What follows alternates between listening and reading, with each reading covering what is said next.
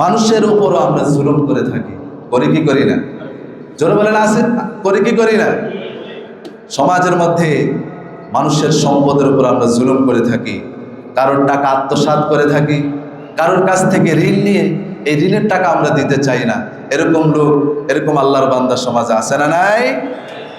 কারোর আমানতের টাকা খেয়ানত করে ফেলে, এতিমের সম্পদ আত্মসাৎ করে ফেলে। এবং আজ কত ব্যবসায়িক রয়েছেন, এই ব্যবসার মধ্যেও তারা প্রতারণা করে, আছে না নাই?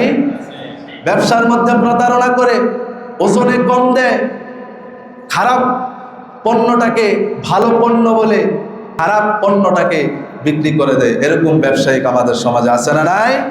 অর্থাৎ মিথ্যা কথা বলে, মানুষকে ধোঁকা দিয়ে ব্যবসা পরিচালনা করে, এরকম ধোঁকাবাজ আমাদের সমাজে আছে না নাই?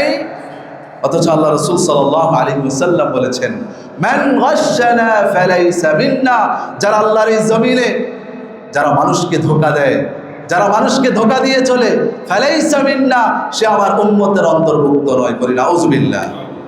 রাসূল কঠিনভাবে বলেছেন, মান গাশশানা ফালাইসা মিন্না, যারা আমার উম্মতের মধ্যে ধোঁকা দেয়, ধোঁকা দিয়ে ব্যবসা করে, মানুষ কথার মাধ্যমে ধোঁকা দেয়, চাল চলনের মাধ্যমে ধোঁকা দেয়, ফালাইসা মিন্না, সে আমার দলের অন্তর্ভুক্ত নয়। করি নাউযুবিল্লাহ।